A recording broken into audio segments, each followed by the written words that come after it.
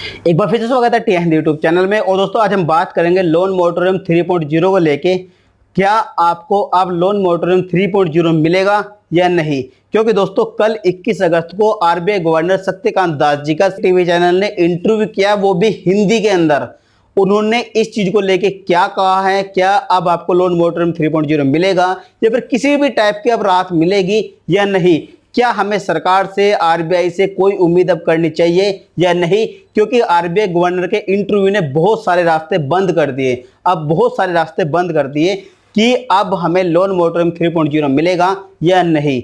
और मैं आपको कहूंगा कि इस वीडियो को देखने के बाद अब अगली वीडियो आप 28 अगस्त को देखना, जब सुप्रीम कोर्ट अपना कोई नई डिसीजन दे देगा तो तभी आपको कोई भी और वीडियो देखने के बारे में फायदा है। तो दोस्तों बात करते हैं कि क्या आपको लोन मोरेटोरियम 3.0 अब मिलेगा या नहीं, या फिर आपको किसी भी टाइप की अब राहत मिलेगी या नहीं। तो इस वीडियो को लास्ट तक देखते रहिए। आपको इस वीडियो को देखने के बाद आपको क्लियरली पे पता लग जाएगा कि क्या आपको अब किसी भी टाइप की राहत मिलेगी या नहीं। तो दोस्तों बिना देर गंवाए इस वीडियो को शुरू करते हैं।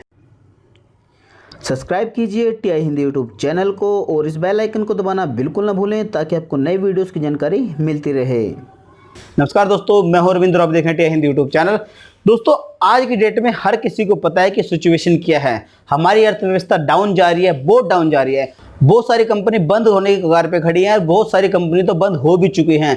बहुत सारे कस्टमर जिन्होंने बैंक से लोन ले रखा था, एनबीएफसी से लोन ले रखा था, उनकी जॉब चली गई है, उनके बिजनेस बंद हो गए हैं। जितने भी कस्टमर ने ट्रांसपोर्ट के लिए अपने वाहन खरीदे थे, उनके ट्रांसपोर्ट के वाहन नहीं चल रहे हैं। चाहे वो टैक्सी के लिए कार हो, चाहे वो ट्रक हो, जीप हो, बस हो या फिर इस टाइप के कोई भी वाहन हो, उसमें से सिर्फ और सिर्फ 30% वाहन ही आज की डेट में चल रहे हैं।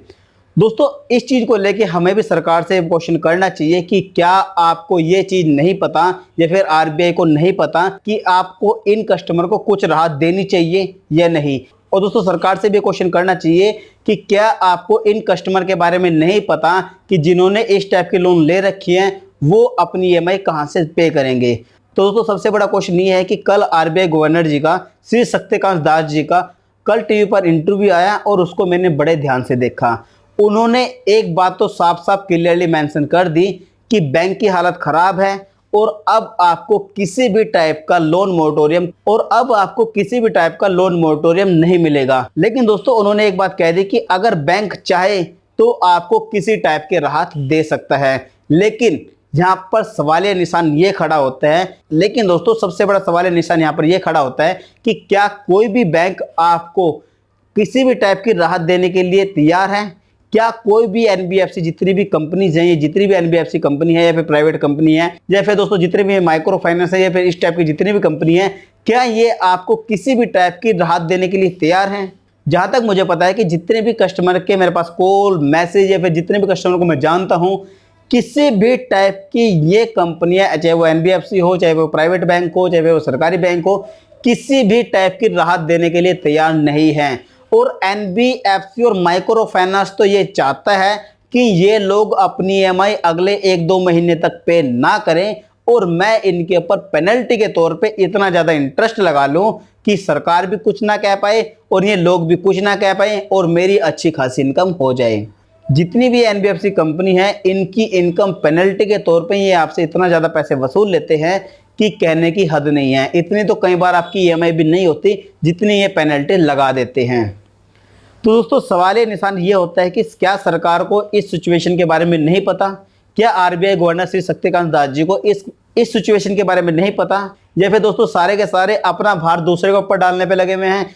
सबसे पहले सरकार ने अपना सारा का सारा भार सीधा उठा के आरबीआई के ऊपर डाल दिया। आरबीआई ने सारा का सारा भार इकट्ठा किया और इकट्ठा करने के बाद बैंकों के ऊपर डाल दिया। तो दोस्तों आज की डेट में बैंक की तरफ किसी भी आशा से देखना बेकार है, क्योंकि मेरे को नहीं लगता, क्योंकि हमने खुद बैंक में विजिट किया था कि क्या आप हमें लोन रिस्ट्रक्चर करके देंगे या नहीं।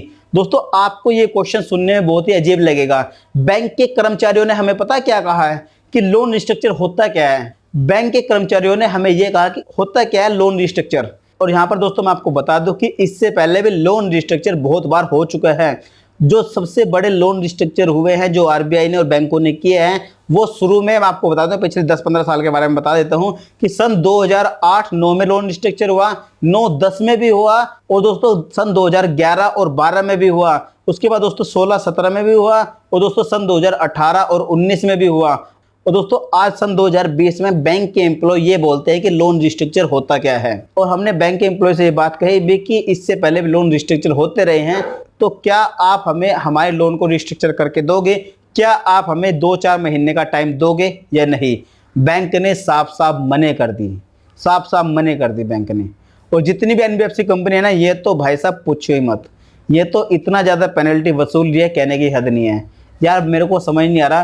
तो दोस्तों यहाँ पर कुल मिला के लास्ट में बात ये आती है कि क्या आपको अब किसी भी टाइप की कोई भी राहत मिल सकती है, या फिर आपको कहीं पे भी लोन मोटरिंग 3.0 मिल सकता है, या फिर आपको कहीं भी, जैसे कि बताया जा रहा था, हाईकोर्ट ने ऑर्डर दिए हैं कि आपको सितंबर से लेकर फरवरी तक की राहत दे सकता है। और आरबीआई के वकील ने जो हाईकोर्ट में कहा था कि आरबीआई सितंबर से लेकर फरवरी तक उन कस्टमर की पहचान कर रहा है कि जिनको इस टाइप की राहत दी जाए। तो दोस्तों कल आरबीआई के गवर्नर शक्तिकांत दास जी ने एक इंटरव्यू देने के बाद सारे के सारे मामले पे पानी फेर दिया, और अब आपको किसी भी टाइप की राहत मिलने के आसार बहुत ही कम हैं, बहुत ही कम हैं। लेकिन दोस्तों मेरा हाथ जोड़ के सरकार से भी, आरबीआई गवर्नर से भी, आरबीआई से भी और सुप्रीम कोर्ट से भी एक निवेदन है कि जितनी भी प्राइवेट कंपनी, एनबीएफसी या फिर प्राइवेट बैंक या फिर माइक्रो फाइनेंस है, इनके ऊपर कुछ गाइडलाइंस जरूर बनाई जाए, ताकि इनके टॉर्चर से आके कोई भी कस्टमर सुसाइड ना कर ले।